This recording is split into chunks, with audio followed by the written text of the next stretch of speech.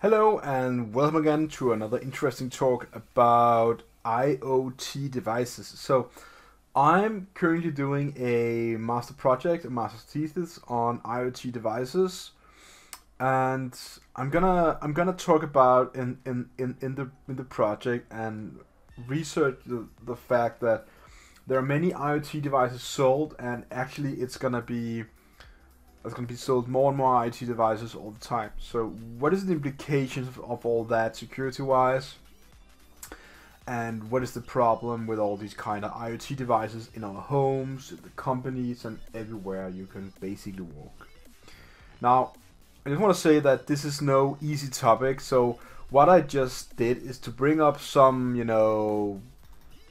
article and some, random web page, just to have something to talk from, because just to make you understand that this is not a topic that should be taken light on. It's actually a real threat out there. Let me just zoom this a bit. Whoa, that was a lot. So this just talks about the list of top 18 IoT devices, and probably more or less home stuff, all of this. So this is what you find in your home: Echo Plus, Amazon Dash button, doorbell cam, smart lock, mobile reboot, smoke alarms, doorbell, stuff like that. Of course, some of these can be found in companies too, but I just want to talk about what is the implications of IoT and what is the things we should really talk about, and how should we put our attention to them in order to make the world a better and more secure place. Now, first of all, I would like to mention a shout out to different kind of already implemented IoT devices in our homes. We have our tablets, we have our smartphones, we have our smart TVs, we have our, maybe some of us have our smart fridges, I don't, but but we also have all the other kind of things. What about the Wi-Fi AP? That is also an IoT device because it is Internet of Things. And the IoT, the whole IoT, world is heavily based on how can you put things on the internet, which is why it's called IoT. And the things you can put on the internet is basically anything now. Just take a binocular like this. It's a kit one, but soon in the stores you can probably find this with internet Wi-Fi access. Then whatever you see, you can press a button, you take a picture, and it's stored somewhere, so you can access it, so your kids can have some fun. Love the idea, but is it secure?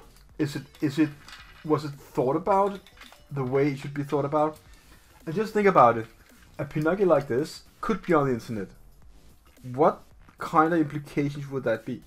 So let me just talk about the two different things that we have: the binocular and the service. So let's bring up Paint one more time.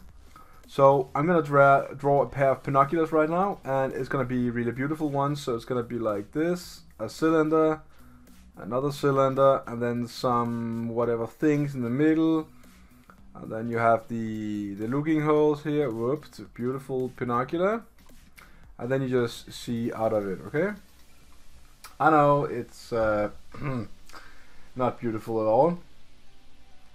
And then you have the service here on the other part, where you store all your data, and then you can pull that out to a PC at some point. Okay, so that is the whole step. So let me just give like the 1, the 2, and the 3. So it's a 3-step process. Now when you then click the button here, boom, I'm just another color here, the green button, boom, then you take a picture.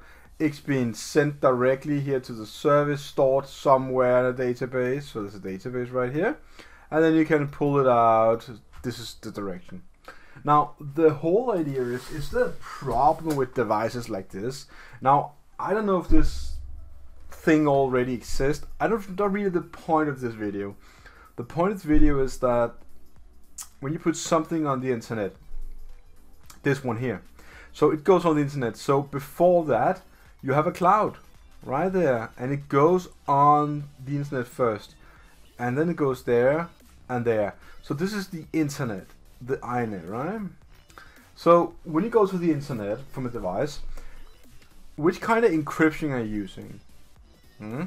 Is the data sent just directly? can you trust the service that's storing your data? And secondly, when this device here is being put on the internet, okay? So if this is something called, you know, just something a kid's toy, could be put on the internet, it will probably be put on your Wi-Fi, you know, adapter, the Wi-Fi access point in your house, so you can reach, you know, 10 meters, 15 meters, depending on your walls, the strength of your antennas and stuff like that. So this device here, was that implemented with encryption? What is the interface? Because if you could put Wi-Fi on a pair of binoculars, it could be a vacuum cleaner, it could be a smart bulb. I don't really care what it is. It's the same thing. It's just a chip you put on this. You need to access it in some way. Maybe there's a USB cable to put in, but that is only to give the visual representation of actually configuring. If you know how this device works, you can send packages directly to this, and it will communicate with it if the interface is not made well enough. And that is the problem with many of these IoT devices, that you don't really know what you're getting, right? You just buy it because it's convenient, it's fun, your kid wanted it, you want it. Smarting this and smart that, smart light bulb, you can send an SMS and your light will turn off and on. Now, okay, can you interact with that? Can I get the password? So whenever this binocular is communicating with my Wi-Fi access point, some frames are being sent on the Wi-Fi protocol. Those Wi-Fi frames, are they encrypted? Which kind of encryption? How good is it? What is the key? You know, there's many questions to be asked. So I just want to say that please be aware of your IoT device, because they can bring in and break your security like that if you bring in the wrong ones. And just in general, having more devices only bring up more attack surfaces for a hacker. That is another problem. So if you want to learn about attack surfaces and stuff like that for hackers, you basically need to just look out and say, what would I do to hack this home? If you were to hack your own home, how would you do that? That is the question I want you to think about. So it's a short video. There's a shout out to IoT. It's not that secure as you think. It is actually a big insecurity, because many of the suppliers creating IoT devices, they buy the cheapest chips ever just to put your thing on the internet.